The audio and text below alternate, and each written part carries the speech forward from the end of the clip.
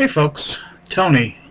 I'm the case manager for South Indy Paranormal Investigators, kind of based out of Indianapolis, Bloomington.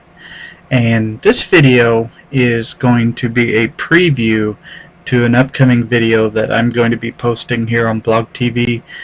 And what I wanted to show you was just some of the basic equipment that we do take on investigations, or I myself take on every investigation that I go on here. This right here is known as my gig bag. I've got some pockets here. Right now I've got it loaded up, and if you open the center, I don't know if you can see that, but it's full of AAA and AA batteries, which you can never have enough.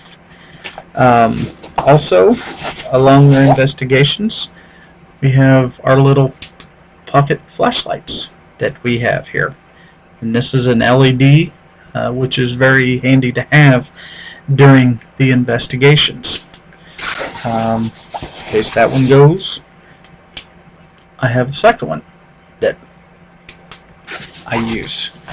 One of the first pieces of equipment that I use is this right here.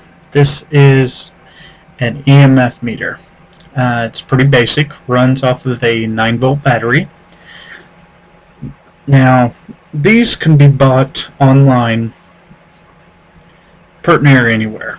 I mean, you can't go to Radio Shack or anything like this, because if you go to Radio Shack and you ask for a ghost meter, they're going to laugh at you.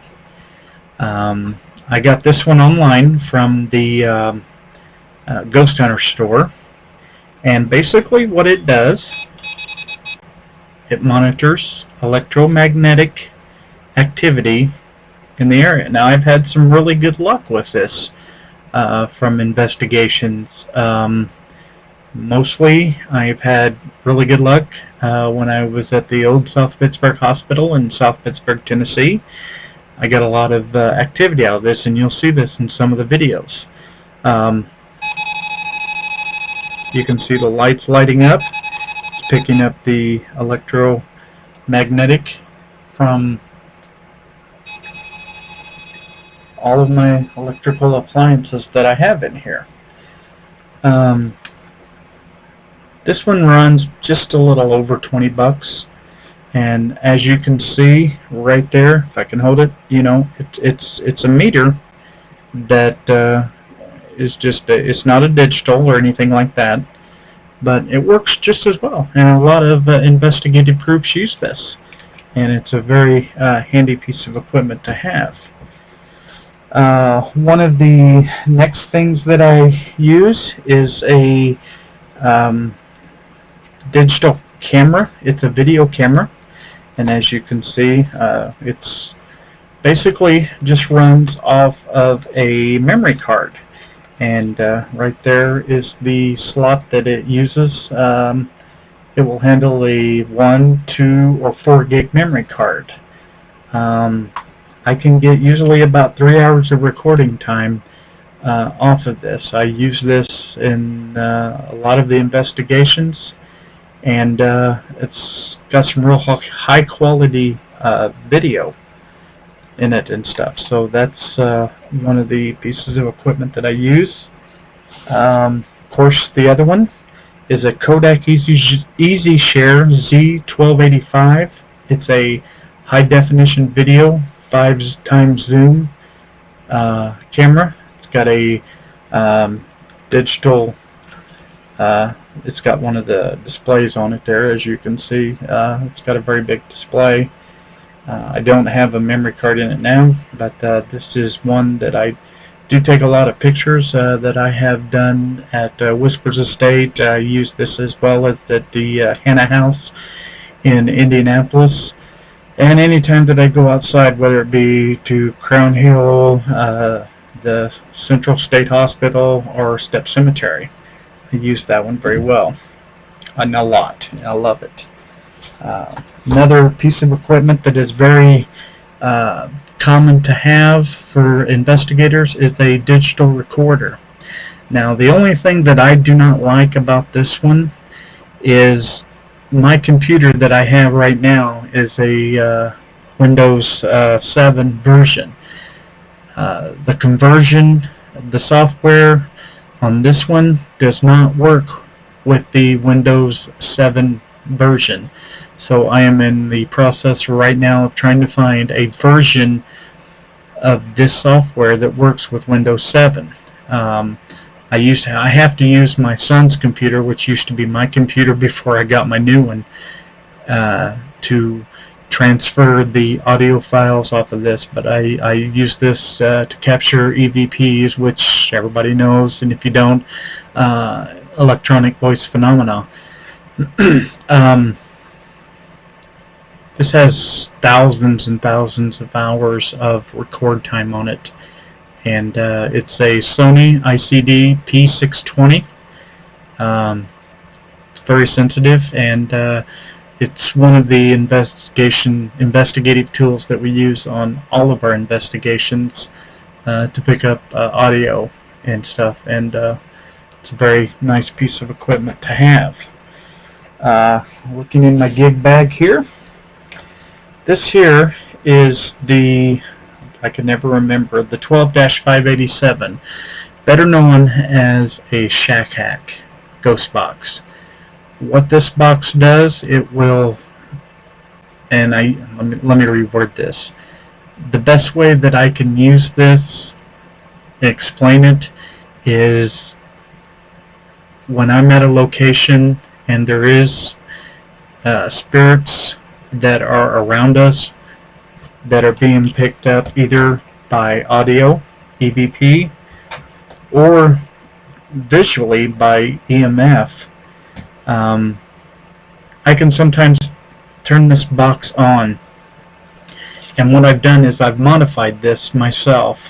You can go on YouTube, type in Shack Hack 12-587 modification, and it will show you how to transform this Radio Shack AM/FM radio into a ghost box.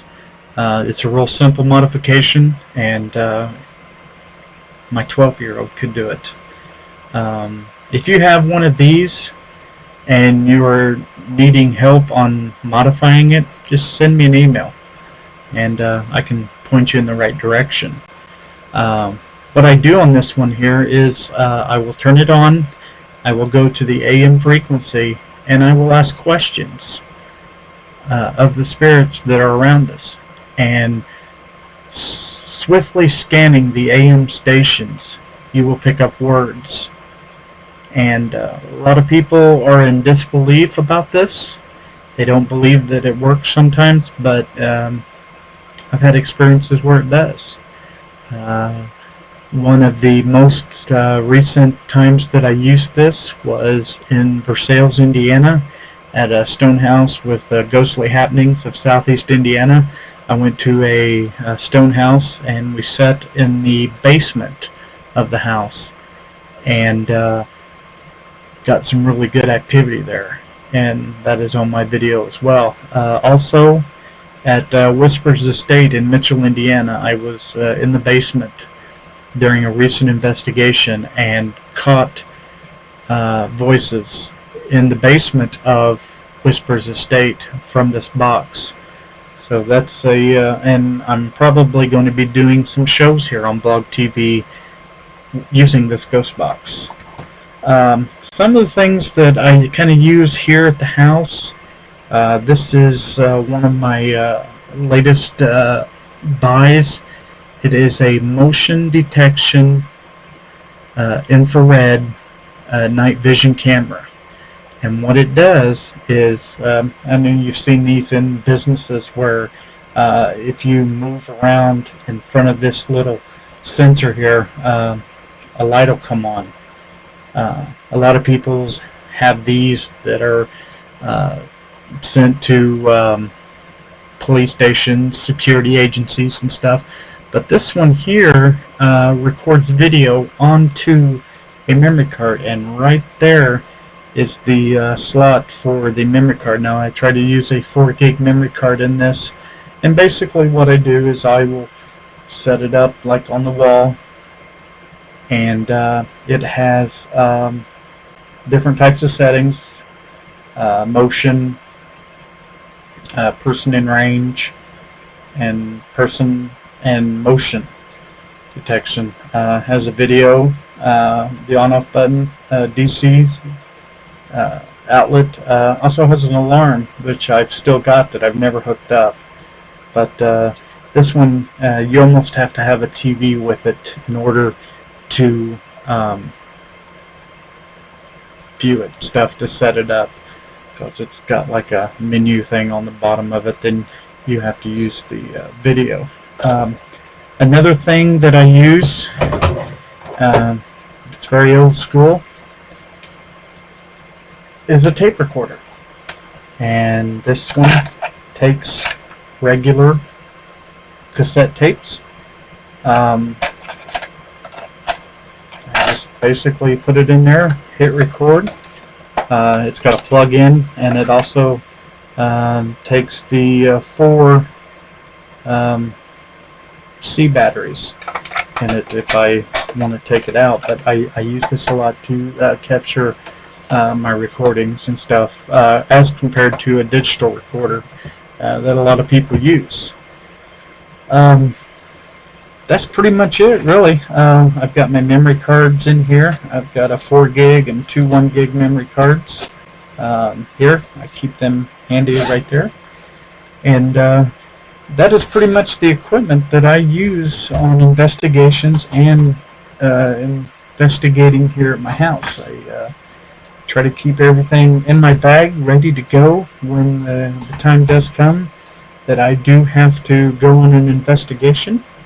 And I enjoy it, you know. And I'm going to be doing a lot more shows here in the near future, paranormal chat shows and blog TV. So if you're kind of interested and curious, just come on by, and hopefully we'll see you in the chat. I met a really nice gentleman from Tri-City Paranormal, Trip Paranormal, out of Nebraska. His name's Nate. He does have a blog TV show here, and he does chats as well. And we're going to kind of eventually do a show here in the near future of equipment.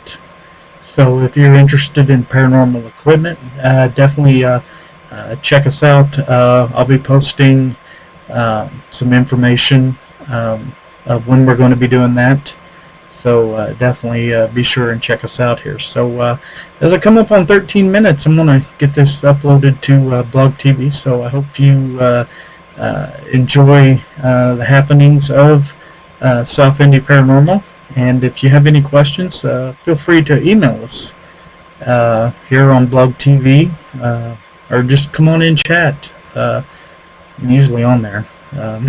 So you folks have a good evening, and we'll speak at you later.